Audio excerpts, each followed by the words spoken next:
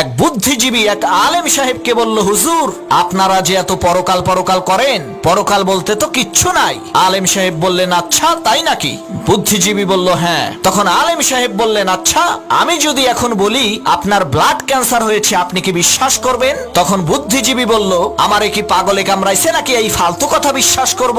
তখন আলেম সাহেব বললেন, যদি এই কথাটা কোনো বিশেষজ্ঞ ডাক্তার অত্যাধুনিক যন্ত্রের সাহায্যে চেক আপ করে আপনাকে বলে, তখন কি আপনি বিশ্বাস করবেন? বুদ্ধিজীবী বলল, অবশ্যই বিশ্বাস করব। তখন আলেম সাহেব বললেন, আপনি ডাক্তারের কথা বিশ্বাস করবেন কারণ সে শরীরের বিশেষজ্ঞ, মানুষের দেহ সম্পর্কে সে ভালো জানে। তাহলে আলেমদের কথা বিশ্বাস করেন না কেন? তারাও তো আসমানি কিতাবের বিশেষজ্ঞ।